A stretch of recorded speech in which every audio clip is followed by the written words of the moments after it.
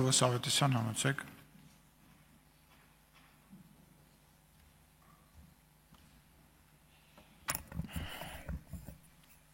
Սիրելի արինակիցներ,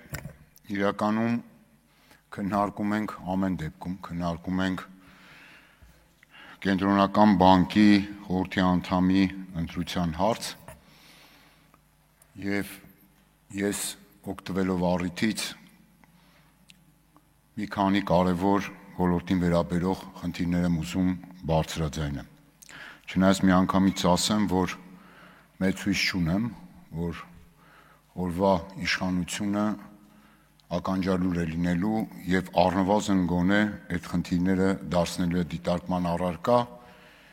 բայց եւ այնպես կարևոր է այդ խնդիրների արձանագրումը, որովհետեւ վերաբերում է հանրային կյանքին, վերաբերում է մեր գրեթե բոլոր քաղաքացիներին, նրանց կյանքի որակին եւ ընդհանուր առմամբ նաեւ մեր սոցիալ-տնտեսական ոլորտին։ Կենտրոնական բանկը, ինչպես գործընկերս Արտուր Խաչատրյան բնորոշեց, մեգակարգավորող գործառույթ ունի եւ թիվ 1 սահմանադրական գործառույթը Կենտրոնական բանկի վերաբերում է գների կարգավորմանը։ Տեսեք, սիրելի հայրենակիցներ, մենք ամենօրյա ռեժիմով գրեթե լսում ենք ամենատարբեր գնահատումները, այս մի կողմը ներկայացնում է, թե ինչքան պայծառ է կյանքը եւ ինչքան արագ ենք մենք զարգանում, ընդդիմությունն էլ բնականաբար խնդիրներ են մատնանշում ամենատարբեր գնահատումներով, բայց մի բան փաստ է։ Մեր երկրի թիվ 1 սոցիալական խնդիրը նախորդ 7 տարիներին շարունակում է պատճառաբանված լինել հենց առաջանցիկ գնաճով։ Հիմա ինչ էլ ուզում են ասեն օրվա իշխանությունները, այդ թվում վիճակագրություն բերողները, տեղ-տեղ նկարողները, միևնույնն է, այս գնաճը, որը Կենտրոնական բանկի կարգավորման տիրույթում է, նեղացնում է մեր սոցիալական վիճակը, այսինքն վատացնում է հանրության սոցիալական կյանքը։ Պարզ բոլորդ ամենալավը գիտեք։ Ուրեմն տարբեր բանաձևերով գնաճի ցուցանիշ են հաշվարկում, հետո թիրախավորում են, գործիքներ կա, չեմ ուզում ձեզ ծանրաբեռնեմ, ասում են, տեսեք, նորմալ է գնաճը մեր կանխատեսած տիրույթում է, ենթադրենք 4%, միջին գնաճը ամեն ինչ լավ է, ուրախ զվարթ։ Նախորդ 7 տարիներին առաջին հանրայնության ապրանքների գնաճ, այսինքն կենսապահովման նվազագույն զամբյուղի արժեքի ավելացումը շեշտակի ավել է եղել, քան մեր բնակչության շուրջ 40%-ը կազմող սոցիալապես խոցելի տարբեր խմբերի եկամուտների աճը։ Վերցրեք այդ թվում աղքատներ, որոնք նպաստ են այս կամ այն ստանում, ել չասեմ ծայրահեղ աղքատները, ել չասեմ նաև այն աղքատ ընտանիքները, որտեղ թերսնված երեխաներ կան, նվազագույն աշխատավարձով աշխատող աղքատները եւ նաեւ կենսաթոշակառուները, հատկապես միայնակ տարեց մեր կենսաթոշակառուները։ Ստեղ Կենտրոնական բանկին մեղադրել կարծում եմ ազնիվ չի։ Կենտրոնական բանկը իր գործիքակազմով թիրախավորում, ընդամենը պետք է մանավանդ որ տեխնացում, պարոն Քրթորյան, դուք ասում եք ժամանակակից նոր մոտեցումներով եմ գնում, ինչը ինձ ինչ-որտեղ ոգևորել է նաև դրական իմաստով, որ այո, բազմաթիվ փոփոխություններ կան այսօր, որ կարելի է անել եւ դրանք շատ արագ լուծումներ են պահանջում, այստեղ առնվազն միջազգային նաև պրակտիկան դիտարկելով Կենտրոնական բանկը կարա գնաճի դեմ պայքարի, օրինակ որոշակի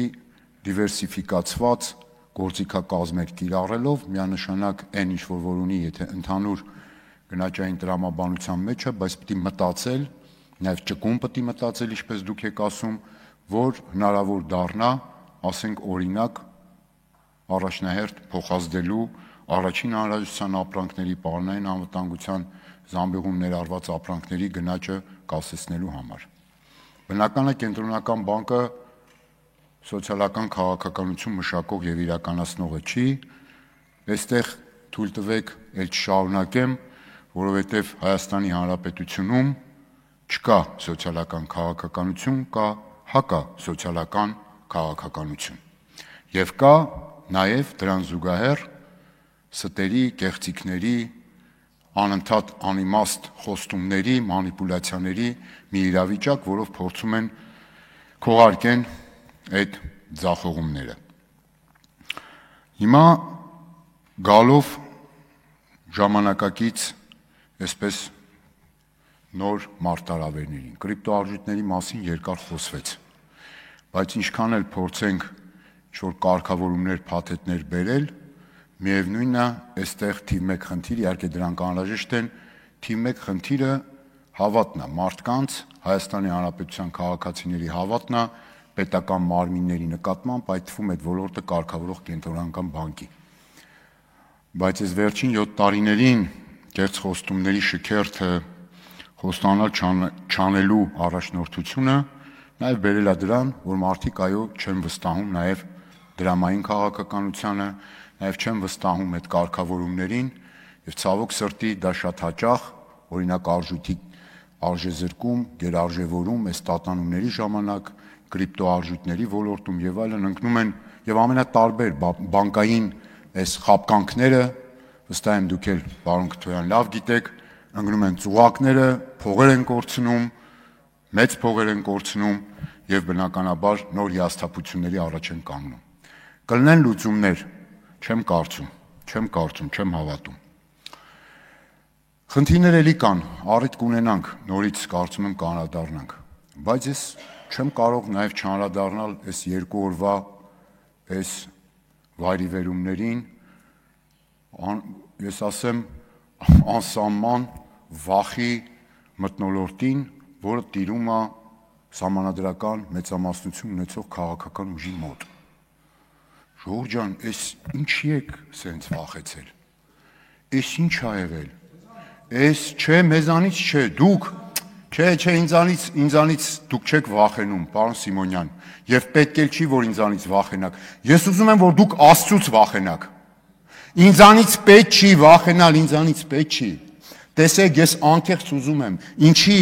որովհետեւ դուք առաջնորդում եք իմ երկիրը։ Դուք առաջնորդում եք իմ ժողովրդին։ Դժբախտաբար այդպես է, բայց դուք եք առաջնորդում, չգիտեմ քանի օր դա կլինի, քանի ժամ կլինի, որքան կտևի, բայց առնվազն այս պահին այդպես է, վախեցեք Աստծուց վախեցեք, որովհետև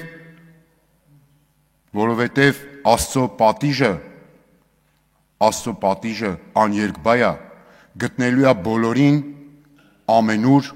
եւ լինելու է համարժեք։ Իսկ դուք միայն վախենում եք, գիտեք ինչից։ Իշխանություն կորցնելուց։ Ձեր տունը շինվի, իշխանություն է, էլի, կկորցնեք էլի, բա դուք ժողովրդավար եք, չէ։ Բա մի օր պետք է կորցնեք, չէ, առնվազն 300 տարեկանում, պարոն Սիմոնյան, երբ որ բնական մահով մահանաք, քոնե ժամանակ էլ իշխանություն չեք ունենա, կամ 500 տարեկանում, օրինակ։ Բայց առնվազն այդ մի օր գալու է, այդպես վախենալ պետք չի։ Երբ որ շատ եք վախենում, շատ սխալներ եք թույլ տալիս։ Իսկ երբ որ շատ եք սխալներ թույլ տալիս, իշխանության կորուստը ավելի շուտ է գալիս։ Խորհուրդ եմ տալիս, կարող եք չընդունել, ավելի լավ կլինի, որ չընդունեք, բայց այդպես է իրականությունը։ Իսկ դուք վախենում եք միայն ձեր տակ առած աթոռներից, որովհետև ես հասկանում եմ, ամենալավը դուք գիտեք, ինչ եք բերել իմ ժողովրդի գլխին։ Դուք գիտեք ամենալավը, ինչքան էլ գա քննադատեք։ Օրինակ, հիմա պարոն Թումանյանը կարա ինձ մեղադրի, օրինակ, քրեական օրենսգիրքը կարա բացի, առաջին հոդվածից մինչև անցումային դրույթներ կարդա, պարոն Վարդանյանն էլ որպես իմ կողմից ճանաչված իրավաբան հաստատի, վերդիկտը կայացնեն, մի հատ էլ երրորդ մեկը, օրինակ, պարոն Սիմոնյան, դուք կարող եք լինել եւ ցմա դատապարտեք։ Այդ խնդիր չի, բացարձակ խնդիր չի։ Բացարձակ խնդիր չի այդ մեղադրանքները, որ գալիս եք այստեղից, էլ չասեմ, այստեղ մարդիկ կան, որ անկեղծ ասած, որ երբ որ ելույթ են ունենում, վստահաբար ձեր դուրն էլ չի գալիս։ Բայց երևի գնում են, այնտեղ ասում են, տեսակ ինչ արեցինք, ու այ տեսակ։ Չէ, դուք ինչ արեցիք։ Դուք ավեր եք բերել, դա փաստ է։ Դուք բերել եք երջանկության փոխարեն համատարած իրապես դժբախտություն։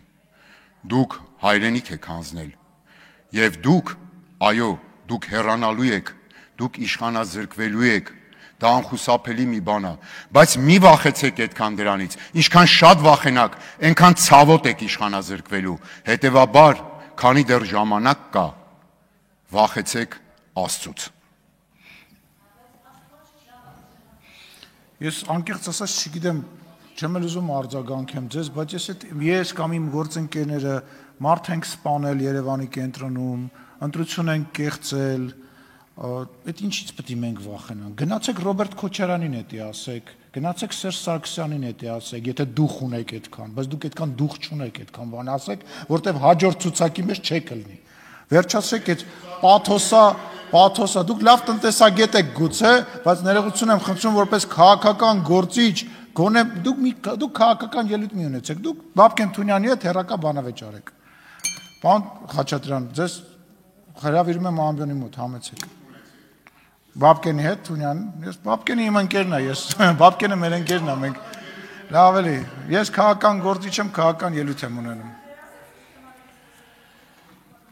Սիրելի Հոբելյար, տեղից չենք խոսում։